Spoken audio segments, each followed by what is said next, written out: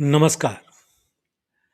मैं कहानियाँ सुनाता हूँ कि 668वीं कड़ी 668th एपिसोड में अभिवादन स्वीकार कीजिए देवतोष का। दोस्तों, आज उनके खत और आप, इसमें बाबूजी साहब का लिखा हुआ है खत, तारीख 28 से 30 मार्च साल 1956, यानी हुजूर ने खत लिखवाना शुरू किया 28 मार्च को, जो मुकम्मल हुआ 30 मार्च को। लीजिए खत सुनिए। प्रिय भाई, तूला उम्रहू, मोहब्बतनामा मिला। श्री रामकिशन की तबीयत का हाल सुनकर खुशी हुई और ये जानकर और भी ज्यादा कि उनके घर लड़का पैदा हुआ। ईश्वर उसकी उम्र दराज करे। मिस्टर एनके की अंदर की हालत मुझे तो अच्छी मालूम होती है। जब तक उन्होंने मुझे देखा नहीं था, महीने में 3-4 खत आ जाया करते थे, मगर जब देख लिया तो उन्होंने कोताह कलमी इख्तियार कर ली। कोताह कलमी, कम लिखना या स्टॉप राइटिंग। जब तक उन्होंने मुझे देखा नहीं था, महीने में 3-4 खत आ जाया करते थे, मगर जब देख लिया तो उन्होंने कोताह कलमी इख्तियार कर ली। मैं समझता हूं कि ये मेरा ही कसूर होगा। आपने वो 2 लफ्ज़ जिस खत में मौलवी साहब के बारे में लिखे थे दिखा दिए। हर्ज कुछ नहीं हुआ, मगर मुझे शर्म ज़रूर आई और आपसे माजरत तो मैं मांग ही चुका हूँ। माजरत माने माफ़ी। आपसे माजरत तो मैं मांग ही चुका हूँ, मगर उनसे भी माजरत का तालिब हूँ। मुझे वाकई ऐसा नहीं चाहिए था, ये मेरी गलती थी, मगर मैंने लिखा जो कुछ है वो सही ज़रूर है। हालांकि अखलाकन मुझे नहीं लिखना चाहिए था। अपने अभ्यासी से मैं ज़रूर बेबाक रहता हूँ और उनसे कह भी देता हूँ।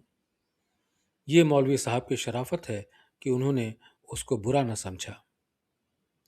उनका ख़त भी आया है, उसका जवाब मैं आप ही के ख़त में लिख रहा हूँ।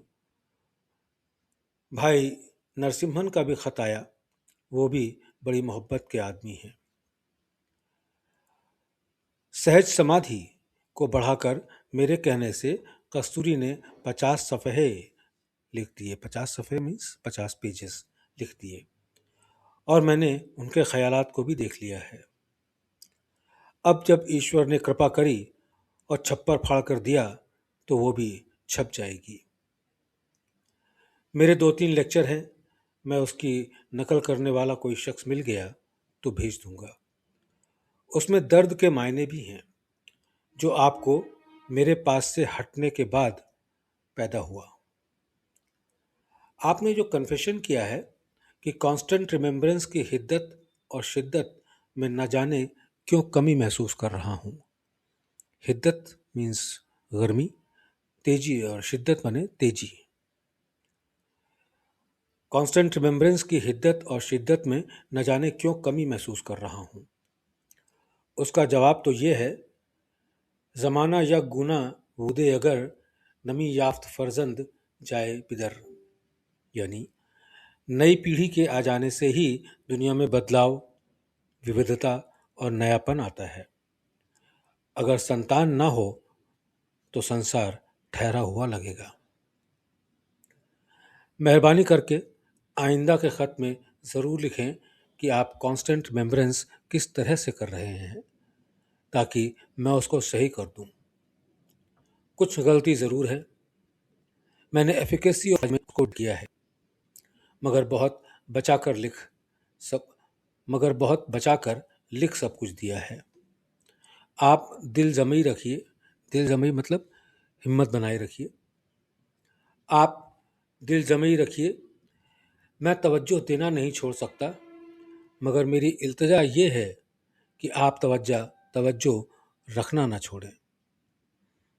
मेरी तबीयत कभी अच्छी रहती है, कभी ख़राब, ये चली ही जाती है। आप इसकी परवाह ना करें। काम कोई नहीं रुकता, और आप ये यकीन रखें कि मिशन का जो काम मैंने लिया है उसमें हत्तलवसा कोताही नहीं करता।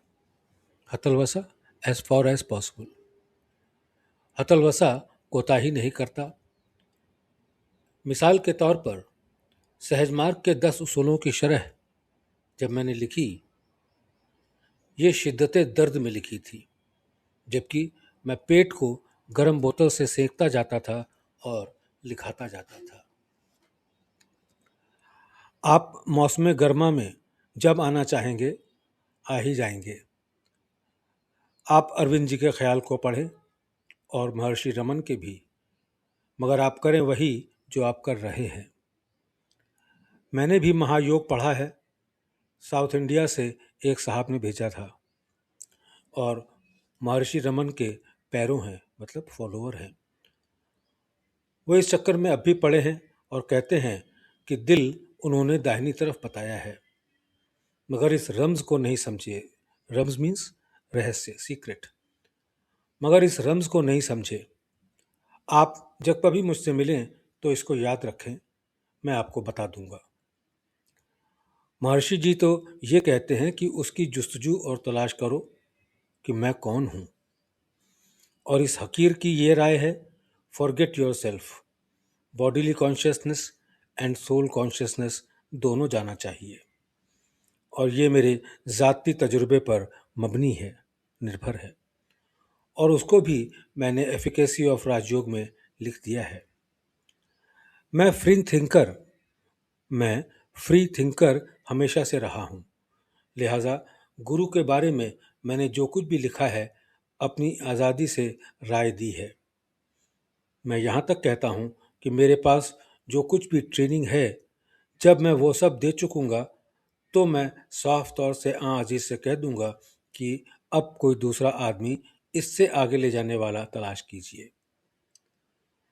जब हम ब्रह्म विद्या के लिए किसी को गुरु मानते हैं और इत्तेफाक से हमारी समझ में ये आता है कि ये ब्रह्म विद्या हमको हासिल नहीं करा सकता, तो फरमाइए तो सही, ऐसे गुरु से सिवाय इसके कि हम अपनी ज़िंदगी खराब कर लें और मकसद से बेबहरा रहें, यानी वंचित रहें, और कुछ फ़ायदा नहीं उठा सकते। आप जब अपने बच्चे के लिए किसी को उस्ताद रखते हैं तो यही समझकर कि यह हिसाब बच्चे को ठीक से पढ़ा सकेगा, हिसाब यानी मैथमेटिक्स, कि यह हिसाब बच्चे को ठीक से पढ़ा सकेगा और बच्चे की कमज़ोरी दूर कर देगा। और आपको तजर्बे से ये मालूम हुआ कि यह हिसाब नहीं पढ़ा सकता, तो फिर आपकी ये ड्यूटी रहेगी कि किसी दूसरे उस्ताद को उसके लिए रखें, और बच्चा अगर होशियारमंद और बालिग है तो वह खुद दूसरे उस्ताद की फिक्र करेगा। अगर ऐसा नहीं होता तो बच्चे की ज़िंदगी खराब होती है। इस हकीर की राय ये है कि मंत्र के जाप का तरीका बहुत कम लोग जानते हैं, और मेरे पास मंत्र जपने वाले कई एक आए, और जब उनका मुशाहिदा किया, ऑब्जर्व किया, तो उनके दिल में ऐसी ठोस गांठ मिली कि जिसको दूर करना मुझे तो मुश्किल ही पड़ गया। बल्कि कुछ ऐसे भी हैं जिनको मैं अब तक दूर नहीं कर सका हूं। जब तक जैसा ईश्वर सूक्ष्म है उसी किस्म का अमल नहीं होगा, रियलाइजेशन नामुमकिन है। आपका मूड खराब नहीं होगा, उसका ख्याल आप ना करें, और उदासी जो आपने लिखी है वो एक रूहानी हालत की भी हो सकती है। अगर वाजे तौर पर उसको लिखें तो मैं सही नतीजे पर पहुंच भी सकता हूं। इस उदासी में अगर आपको हल्कापन महसूस होता है तो मेरे साफ करने का नतीजा है, और मुबारक। मैं समझता हूं कि खुदकुशी वाले सवाल का जवाब देना बिल्कुल बेकार है, और इसमें कई सफ़हे ज़रूरत होंगे। बस यही समझ लेना चाहिए कि एक बादशाह आपको एक कीमती हीरा दे और आप उसको तोड़ फोड़ डालें, तो बादशाह के गैज़ो गज़ब की क्या हालत होगी। गैज़ो गज़ब, क्रोध। तो बादशाह के गैज़ो गज़ब की क्या हालत होगी। दूसरे, नेचर के खिलाफ जाना हमेशा पाप भी है और जुर्म भी। ये सवाल आपके दिल में उठना ही नहीं चाहिए था। मैंने किसी खत में जरूर लिखा था कि आपको जिंदगी का मजा आ जाएगा। मेहरबानी करके उसके आगे वाला फिक्रा भी देख लीजिए। फिक्रा सेंटेंस। उसके आगे वाला फिक्रा भी देख लीजिए। उस वक्त आपका दिल मुझे खतावार नहीं ठहराएगा। हालांकि मैं हमेशा अपने आप को खतावार समझता हूँ, और जब किसी एसोसिएट में मैं कमजोरी पाता हूँ तो मैं अपनी ही कमजोरी समझ लेता हूँ। मगर अफसोस ये है कि वो मेरी कमजोरी को दूर करने की कोशिश नहीं करते। भाई, होली तो मैं खुद तो रंग नहीं खेलता, मगर लोग मुझसे खेल लेते हैं। गाली गलौज का रिवाज तो अब रुखसत ही हो गया है। उसके निशान मुमकिन है कि बरसाना और मथुरा में मिल जाएं, मगर यहाँ के देहाती गा, देहाती गालियां गाते हुए अपनी टोली में जरूर निकलते हैं। अपने यहाँ भाई, यहाँ गलतियों का कोई सवाल ही नहीं है। साफ दिल होकर जो चाहे कहिए, साफ बातिन से, यानी साफ हृदय से। बल्कि अच्छा तो ये होगा कि आपके ख्यालात मेरे ही दिल में बने और वहीं से उठें। बाबू ईश्वर सहाय लखीमपुर से आए हुए हैं, और एक दो सत्संगी भी 2 रोज बाद चले जाएंगे। बच्चों को दुआ, दुआ गो। रामचंद्र।